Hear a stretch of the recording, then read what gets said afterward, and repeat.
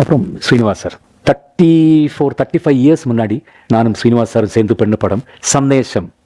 இன்னைக்கும் அது up to data. ஒரு எலெக்ஷன் முடியும் போது கேரளாவில் வந்து அந்த படத்தை தான் அப்போ எடுத்து போடுவாங்க.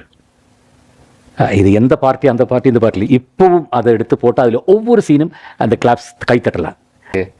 எனக்கு மட்டும் இல்லையே, மலையாள சினிமாக்கு அது என்ன பெரிய லாஸ் தான். സോ മെനി പിക്ചേഴ്സ് ഇവിടെ നടക്കുന്ന ഈ ഷൂട്ടിംഗ് മെട്രാസ് നടക്കുന്നുണ്ട്. അത് നിർത്തി പോകാൻ പറ്റാത്തൊരവസ്ഥ വന്നുകൊണ്ടാണ്. അല്ലെങ്കിൽ തീർച്ചയായിട്ടും മനസ്സുകൊണ്ട് ഒരുപാട് പ്രാർത്ഥനകൾ പറയുകയെന്ന് എനിക്ക് അറിഞ്ഞുകൂടാ സത്യം പറഞ്ഞാൽ. എൻ്റെ മകളുടെ കല്യാണത്തിന് വരാത്ത ആളിനെ ഞാൻ മുന്നേ വിളിക്കുമോ?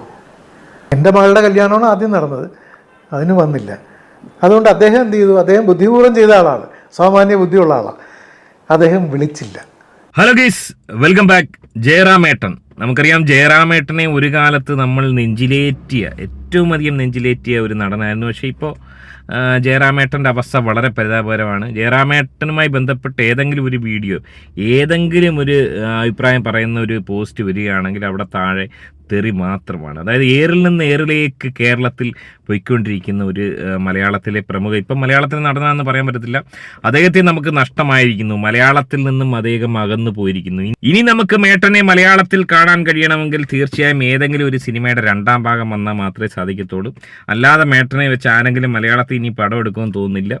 എനിവേ, ആ ഒരു കുറവ് പരിഹരിക്കാൻ വേണ്ടി മലയാളത്തിൽ തനിക്ക് നഷ്ടമായ ഏറിൽ നിന്ന് ഏറിലേക്ക്, അതായത് കഴിഞ്ഞ ആഴ്ച ഏറ്റവും വലിയ ഏറിൽ പോയത് തമിഴ്നാട്ടിൽ പോയി ഈ പറഞ്ഞ 2020 ഇടയിൽ മറ്റേ ഷൂട്ടിംഗ് നിർത്തിവെച്ചുകൊണ്ട്, അതായത് 2020 സിനിമയുടെ ഷൂട്ടിങ്ങിൻ്റെ ക്ലൈമാക്സ് എടുക്കാതെ എനിക്ക് ഏറ്റവും മുഖ്യം ദീപാവലിയാണെന്ന് പറഞ്ഞുകൊണ്ട് തമിഴ്നാട്ടിൽ പോയെന്ന് അവിടെ പോയി പറയുകയും ഇവിടെ വെച്ച് അത് ശബരിമലയിൽ പോയാണെന്ന് ഏട്ടൻ പറയുകയും ചെയ്ത് വലിയ വിവാദമായിരുന്നു. അതേ മേട്ടൻ തന്നെ, അതായത് സിനിമയേക്കാൾ കൂടുതൽ ദീപാവലിക്ക് പ്രാധാന്യം കൊടുക്കുന്ന മേട്ടൻ ശ്രീനിവാസൻ മരിച്ചപ്പോഴത്തേന് തൻ്റെ ഏറ്റവും പ്രിയപ്പെട്ട സുഹൃത്തായിരുന്ന ശ്രീനിവാസൻ മരണപ്പെട്ടപ്പോൾ മേട്ടൻ്റെ കാഴ്ചപ്പാട് എന്തായിരുന്നു? ഇവിടെ നടക്കുന്ന ഈ ഷൂട്ടിംഗ് മെട്രാസ് നടക്കുന്നുണ്ട്. അത് നിർത്തി പോകാൻ പറ്റാത്തൊരവസ്ഥ വന്നുകൊണ്ടാണ്. അല്ലെങ്കിൽ തീർച്ചയായിട്ടും മനസ്സുകൊണ്ട് ഒരുപാട് പ്രാർത്ഥനകൾ പറയുകയെന്ന് എനിക്ക് അറിഞ്ഞുകൂടാ സത്യം പറഞ്ഞാൽ. അതെ, അന്നേ ദിവസം മേട്ടൻ പ്രാധാന്യം കൊടുത്തത് ഷൂട്ടിങ്ങിനായിരുന്നു. ഇതുകൊണ്ടൊക്കെ തന്നെ മലയാളികൾ മേട്ടനെ നല്ല രീതിയിൽ കയറി കയറ്റി. മലയാളികളുടെ ഒരു സ്വഭാവം അറിയാമല്ലേ, ഇതുപോലുള്ള കന്നന്തിരിവ് കണ്ടു കഴിഞ്ഞാൽ വെറുതെ വിടത്തില്ല. അതവരിങ്ങനെ പറഞ്ഞുകൊണ്ടേയിരിക്കും. ഒരിക്കലും, അതായത് ഈ ഒരു വ്യക്തി തിരുത്തി മാപ്പ് പറയുന്നത് വരെ ഇങ്ങനെ മലയാളികൾ മാപ്പ് പറഞ്ഞാലും ചിലപ്പം പറഞ്ഞുകൊണ്ടിരിക്കും. അത് തന്നെയാണ് ജയറാമനും ഉണ്ടായത്. ഈ ഒരു വിഷയവുമായി ബന്ധപ്പെട്ട് ജയറാമൻ ഇതുവരെ ഒരു കാര്യവും പറഞ്ഞിട്ടില്ല. അതായത് ശ്രീനിവാസൻ്റെ മരണത്തിന് എന്തുകൊണ്ട് വന്നില്ല, അല്ലെങ്കിൽ ശ്രീനിവാസൻ്റെ മരണവുമായി ബന്ധപ്പെട്ട ഒരു അനുശോചനം, ഒരു കുറിപ്പ്, ഒരു ഫേസ്ബുക്ക് പോസ്റ്റ്, ഇതൊന്നും പറഞ്ഞിട്ടില്ല. ഒരു സംഭവം മേട്ടൻ ഇതുമായി ബന്ധപ്പെട്ട് ഇതുവരെയും പ്രതികരിച്ചിട്ടില്ല. ആ മേട്ടൻ ഇപ്പോൾ തമിഴിൽ സജീവമായി ഇന്റർവ്യൂ എടുത്തുകൊണ്ടിരിക്കുകയാണ്. എല്ലാ ചാനൽസിനും ഏതൊക്കെയോ ബ്രഹ്മാണ്ഡ സിനിമകൾ മേട്ടൻ്റെ അവിടെ ഹിറ്റായി. ഇനി തൻ്റെ തട്ടകം തമിഴകമാണെന്ന് ഉറപ്പിച്ച മേട്ടൻ അവിടെ തകൃതിയായി ഇന്റർവ്യൂ എടുത്തുകൊണ്ടിരിക്കുന്നതിൻ്റെ ഇടയിൽ ഇവിടെ രാജസേനൻ കൊടുത്തൊരു ഇന്റർവ്യൂ, ഈ ഒരു മേട്ടനെ ആയിരുന്നു നമ്മൾ നെഞ്ചിലേറ്റിയെന്ന് ആർക്കും തോന്നാം. ജയറാമിന്റെ മക്കളുടെ കല്യാണം വരുമ്പോൾ അപ്പൊ അവിടെ പ്രധാനമന്ത്രി വരുന്നുണ്ട്, വലിയ താരങ്ങൾ വരുന്നുണ്ട്. പക്ഷെ അറിയാതെ പ്രതീക്ഷിക്കുന്നുണ്ട് അവിടെ രാജസേനൻ ഉണ്ടായിരുന്നെങ്കിൽ. വിളിച്ചാലേ പോകാൻ പറ്റും. എൻ്റെ മകളുടെ കല്യാണത്തിന് വരാത്ത ആളിനെ ഞാൻ മുന്നേ വിളിക്കുമോ? എൻ്റെ മകളുടെ കല്യാണമാണ് ആദ്യം നടന്നത്, അതിന് വന്നില്ല. അതുകൊണ്ട് അദ്ദേഹം എന്ത് ചെയ്തു? അദ്ദേഹം ബുദ്ധിപൂർവ്വം ചെയ്ത ആളാണ്, സാമാന്യ ബുദ്ധിയുള്ള ആളാണ്. അദ്ദേഹം വിളിച്ചില്ല. കാരണം വിളിച്ചാലും ചെല്ലത്തില്ല എന്ന് വിചാരിച്ചിട്ടാവാം വിളിച്ചില്ല. രണ്ടിനും വിളിച്ചിട്ടില്ല. ഒന്ന് ആലോചിച്ച് നോക്കുക, ഇത്രയും അധികം വിനയ കുനിതനായ, ഇത്രയും അധികം ദൈവവിശ്വാസിയായ ഈ ഒരു മേട്ടൻ ഇങ്ങനെയൊക്കെ ചെയ്യാൻ പാടുണ്ടോ? അതായത് തന്നെ വെച്ച് 16 സിനിമയോളം എടുത്ത് ഹിറ്റാക്കിയ ഒരു പഹയനാണ് രാജസേനൻ. ആ രാജസേനൻ തൻ്റെ മകളുടെ കല്യാണത്തിന് വിളിച്ചിട്ട് മേട്ടൻ വന്നില്ല. ആ മേട്ടൻ്റെ ഒരു മാനസികാവസ്ഥ ഒന്ന് ആലോചിച്ച് നോക്കണം. ഇവർ തങ്ങളിൽ വലിയ കോണ്ടാക്റ്റ് ഇല്ലെന്നുള്ളത് വെച്ച് കഴിഞ്ഞാൽ വലിയ ശത്രുതയൊന്നും ഇല്ലെന്നാണ് പറയുന്നത്. അപ്പോൾ ആ ഒരു കല്യാണത്തിന് മേട്ടൻ വരാൻ തയ്യാറായില്ല. ഇന്ന് മാത്രമല്ല, മേട്ടൻ്റെ മകളുടെ കല്യാണത്തിന് വിളിച്ചില്ല. അത് മാത്രമല്ല, കാളിയുടെ കല്യാണത്തിനും വിളിച്ചു. എന്ന് ആലോചിച്ച് നോക്ക്, തൻ്റെ 2 മക്കളുടെ കല്യാണത്തിനും ഇയാളെ വിളിച്ചില്ലെന്ന് പറയുമ്പോൾ അയാൾക്കുണ്ടാകുന്ന ഒരു എന്താ പറയുക വേദന. അദ്ദേഹത്തിൻ്റെ മകളുടെ കല്യാണത്തിന് പോയില്ല എന്നുള്ളത് നിൽക്കട്ടെ, അത് സോറി പറഞ്ഞ് വേണമെങ്കിൽ എനിക്കൊന്നും വരാൻ പറ്റില്ല, എന്നാലും എൻ്റെ മക്കളുടെ കല്യാണത്തിന് വരണം എന്ന് പറഞ്ഞ് കല്യാണം വിളിക്കാനുള്ളൊരു മര്യാദ കാണിക്കാൻ കഴിയാത്ത ഈ ഒരു മേട്ടൻ ഇതൊരു മേട്ടനാണോ? നിങ്ങളൊന്ന് ആലോചിച്ച് നോക്ക്. ഇങ്ങനെയൊക്കെ ഒരു മനുഷ്യന്, ഇത്രയും വിനയ കുനിതനായിട്ട് നമ്മളെയൊക്കെ തെറ്റിദ്ധരിപ്പിക്കുന്ന ഈ മനുഷ്യൻ ഇത്രയും കപട മുഖമുള്ളൊരു മനുഷ്യനാണെന്ന് അറിയുമ്പോഴത്തേന് വല്ലാത്ത ഒരു പഹയൻ തന്നെ ഈ ജയറാം എന്ന് പറയുന്ന ഒരു പഹയൻ. പിന്നെ ഈ ശ്രീനിവാസന്റെ മരണത്തിന് വരാത്ത ഈ ഒരു പഹയൻ ഇപ്പൊ അവിടെ പോയിരുന്ന് മെഴുകുന്ന നിങ്ങളൊന്ന് കാണണം. ശ്രീനിവാസനെ കുറിച്ച് പറഞ്ഞ്, ശ്രീനി സാറിനെ കുറിച്ച് പറഞ്ഞ് മെഴുകുന്നു. കേരളത്തിൽ വന്ന് ശ്രീനിവാസൻ എന്നുള്ളൊരു ശ്രീനി എന്നുള്ളൊരു വാക്ക് പോലും ഇനി പറയത്തില്ല. പറഞ്ഞു കഴിഞ്ഞാൽ അന്നേരം ഏറി കയറും. അതുകൊണ്ട് തമിഴ്നാട്ടിൽ പോയി ഈ മേട്ടൻ തീർത്തങ്ങ് തള്ളി അങ്ങ് മറിക്കുകയാണ്. ഇവിടെ പോയ ഇമേജ് അവിടെ പിടിക്കും. ரைட்டர்ஸ் அந்த பீரியட்லேருந்து நான் சொல்ல போகிறது M T Vasudevan Nair sir, Padmarajan sir, Lohitha sir, Sreenivasan, so many, ஒரு பேராக சொல்ல முடியல, நிறைய அந்த பிரில்லியன்ட் ரைட்டர்ஸ் இருந்தாங்க.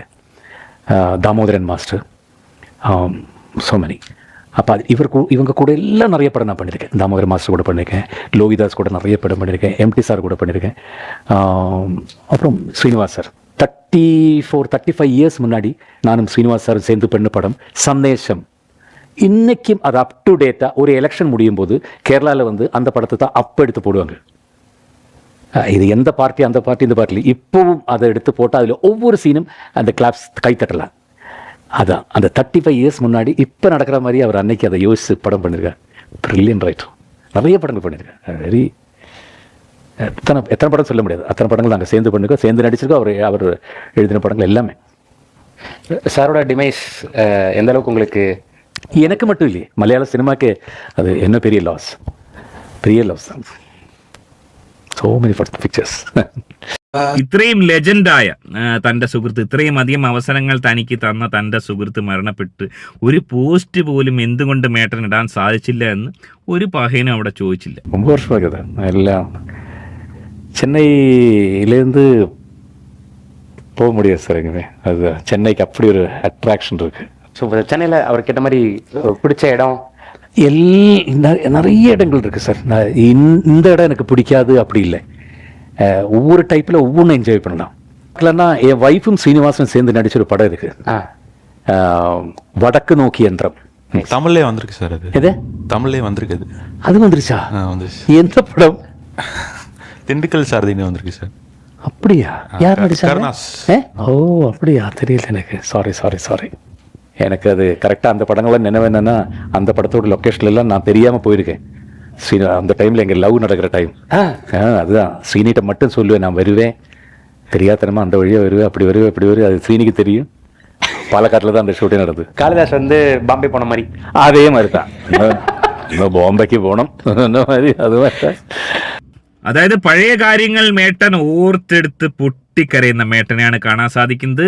തൻ്റെ പ്രണയ സാക്ഷാത്കാരത്തിനടക്കം ഏറ്റവും അധികം തന്നെ സപ്പോർട്ട് ചെയ്ത്, അതായത് പാർവതിയുടെ വീട്ടിൽ ആദ്യം എതിരായിരുന്നു, ആ സമയത്തൊക്കെ തന്നെ ഏറ്റവും അധികം സപ്പോർട്ട് ചെയ്ത് സിനിമാ സെറ്റുകളിൽ പോലും പാർവതിയെ കാണാൻ വരാൻ അവസരമൊക്കെ ഉണ്ടാക്കി കൊടുത്തത് ശ്രീനിയേട്ടനാണെന്നാണ് പറയുന്നത്. ആ ഒരു നന്ദി, അതായത് ചുരുക്കം പറഞ്ഞു കഴിഞ്ഞാൽ കാളിയുടെ ജന്മത്തിന് പോലും കാരണക്കാരൻ നമ്മുടെ ശ്രീനിയേട്ടനാണ്. ആ ഒരു ശ്രീനിയേട്ടൻ മരണപ്പെട്ടപ്പോൾ അറ്റ്ലീസ്റ്റ് കാളിയെങ്കിലും വിടാൻ താങ്കൾക്ക് തോന്നിയില്ലേ മേട്ട എന്ന് ചോദിക്കാൻ അവിടെ ഒന്നും ഒരു മനുഷ്യനും ഇല്ല. ഏറെ ദുഃഖകരമായ ഒരവസ്ഥ തന്നെയാണ്. അതായത് കേരളത്തിൽ ഇനി ഇതൊന്നും പറഞ്ഞു കഴിഞ്ഞാൽ ചിലവാകത്തില്ല എന്ന് മനസ്സിലാക്കിയ മേട്ടൻ അവിടെ പോയി, അവർക്ക് ഇതൊന്നും പൂർണ്ണമായിട്ട് അറിയാത്തതുകൊണ്ട് അവിടെ പോയി തള്ളി മറിക്കുന്ന ഒരവസ്ഥയാണ്. വരും ദിവസങ്ങളിൽ കൂടുതൽ മേട്ടൻ എക്സ്പോസ് ആവുന്ന കാഴ്ച എങ്ങനെയാണെങ്കിൽ കാണും. കാരണം മലയാളികൾ ഈ പറഞ്ഞ എല്ലാ ഭാഷയിലെയും ഇൻ്റർവ്യൂവും കാര്യങ്ങളും ഒക്കെ കാണുന്നവരാണ് ബഹുഭൂരിപക്ഷം മലയാളികൾ. അതുകൊണ്ട് മേട്ടൻ്റെ ഈ ഒരു തരികിട പരിപാടി ഇനി വരും ദിവസങ്ങളിൽ നടക്കുമെന്ന് എനിക്ക് തോന്നുന്നില്ല. ഒരു നടനും ഇതേപോലെ എക്സ്പോസായി ഇതുവരെ കണ്ടില്ല. വല്ലാത്തൊരു പഹയനാണ് ജയറാം എന്നുള്ള കാര്യത്തിൽ ഒരു തർക്കവുമില്ല. എങ്ങനെ ഒരു മനുഷ്യന് ഈ രീതിയിൽ ബിഹേവ് ചെയ്യാൻ സാധിക്കുന്നുവെന്ന് വലിയ ഉത്തരം കിട്ടാത്തൊരു ചോദ്യമാണ്. എങ്ങനെയാണ് നിങ്ങൾ ഇതിനെ കാണുന്നത്? മേട്ടൻ്റെ ഈ ഒരു സ്വഭാവ സവിശേഷതയെക്കുറിച്ച് നിങ്ങൾക്ക് എന്താണ് പറയാനുള്ളത്? നിങ്ങളുടെ അഭിപ്രായം കമൻറ്റ് അറിയപ്പെടുന്നത്. ആദ്യമായിട്ട് വീഡിയോ ആണെന്നൊരു വീഡിയോ ഒന്ന് ലൈക്ക് ചെയ്ത് ചാനൽ സബ്സ്ക്രൈബ് ചെയ്ത് വീഡിയോ ഒന്ന് ഹൈപ്പ് ചെയ്ത് ഫേസ്ബുക്കിൽ പേജ് ഒന്ന് ഫോളോ ചെയ്ത് കാണാൻ ശ്രമിക്കുക. മറ്റൊരു വീഡിയോ ആയിട്ട് കാണാം.